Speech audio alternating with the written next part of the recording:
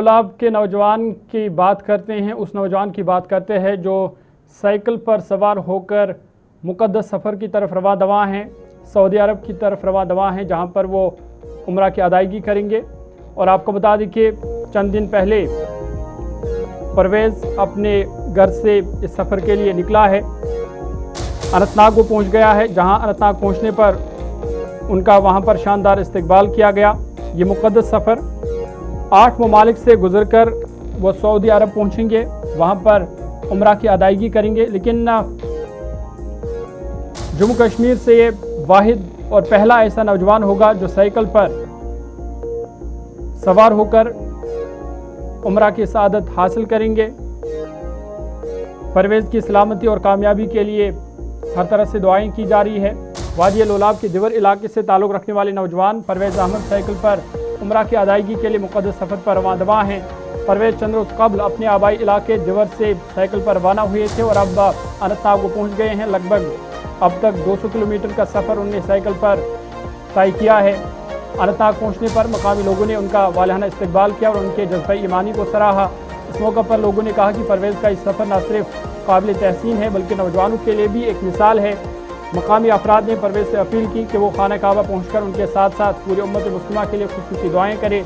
परवेज़ अहमद का कहना है कि वो गुज़िश्ता 4 साल से इस सफ़र के बारे में सोच रहे थे और रमज़ान मुबारक में तहज्जुद के वक्त उठकर इस मकसद के लिए दुआएं मांगते रहे। उन्होंने बताया कि घर वालों को इस सफ़र पर रजामंद करने में भी काफ़ी वक्त लगा, काम मिलाकर वालिदैन ने उन्हें इजाज़त दे दी और अब वो अपने मुक़द्दस सफ़र पर रवाना दवा हैं। परवेज़ जम्मू कश्मीर से साइकिल पर उम्रा की अदायगी के लिए सफ़र करने वाला पहला नौजवान बन गया है। अपने सफ़र के दौरान वो तकरीबन 8 ममालिक से गुजरते हुए सऊदी अरब पहुँचेंगे, जहाँ खाना काबा में उम्रा की अदायगी करेंगे। मुकामी लोगों ने परवेज़ की सलामती, कामयाबी और सफ़र के बहिफाज़त तकमील के लिए नेक ख्वाहिशात और दुआओं का इजहार किया है।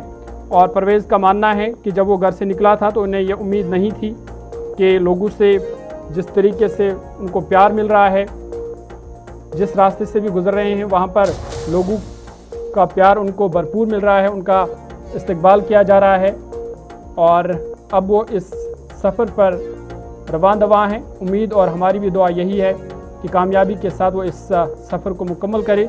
परवेज़ ने क्या कुछ कहा, उनकी ज़ुबानी सुनते हैं।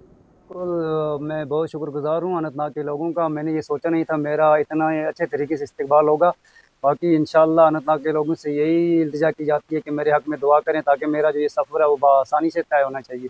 इंशाअल्लाह ख़ुसूसन जब मक्कातुल मुकर्रमा या मदीना शरीफ में जाके रोज़े रसूल सल्लल्लाहु अलैहि वसल्लम में पहुँचूँगा तो इंशाअल्लाह ख़ुसूसन अनंतनाग बल्कि पूरे कश्मीर की तरफ से वहाँ पे जाके इंशाअल्लाह सलाम पेश करूँगा। कितने महीनों का तकरीबन रहेगा मेरा 6 महीने का सफ़र रहेगा। ये 8 मुल्कों की राइड रहेगी। पहले तो अपना हिंदुस्तान हो गया, जो मेरी राइड स्टार्ट हुई है वो कुपवाड़ा के एक छोटे से गाँव देवर से स्टार्ट हुई है। ये राइड जो मेरी अख्ताम हो जाएगी वो हो जाएगी दिल्ली। फिर दिल्ली से मुझे कज़ाकिस्तान के लिए जाना पड़ेगा। फिर कज़ाकिस्तान से मेरी जो साइकिल का फिर से सफ़र स्टार्ट होगा तकरीबन 7,500 किलोमीटर। वो फिर साइकिल से होगा, फिर कज़ाकिस्तान के बाद उज़्बेकिस्तान आएगा, तजाकिस्तान आएगा, अफ़गानिस्तान है, ईरान है, यूएई, सऊदी अरब। इंशाअल्लाह ये सफ़र मुकम्मल करने में मुझे तकरीबन 6 से या 7 महीने लगेंगे। क्या दस्तावेज़ वगैरह जी बिल्कुल, अगर इस सफ़र की बात करें तो जो मेरी यादी जो दस्तावेज़ हैं वो इस टाइम मेरे पास अवेलेबल हैं। बाकी इंशाअल्लाह अल्लाह तबारक व तआला ने चाहा तो जब मैं उन मुल्कों में पहुँचूँगा वहाँ पे जाके बाकी जो फ़ॉर्मेलिटी है वो इंशाअल्लाह पूरी करूँगा। कैसे ज़हन में है? जी बिल्कुल, मैंने जैसे अभी बताया मैं ये सफ़र जो है वो 2023 में करना चाहता था, लेकिन कुछ हेल्थ इश्यूज़ की वजह से उस टाइम नहीं कर पाया। लेकिन अल्लाह तबारक व तआला का एहसान हुआ, इस रमज़ान में मैंने अल्लाह तबारक व तआला से हर टाइम दुआ मांगी। मुझे लगता है अल्लाह तबारक व तआला ने मेरी उन्हीं में से कोई एक दुआ कबूल कर ली और मुझे इंशाअल्लाह 10 तारीख को अपने घर से रवानगी का मौका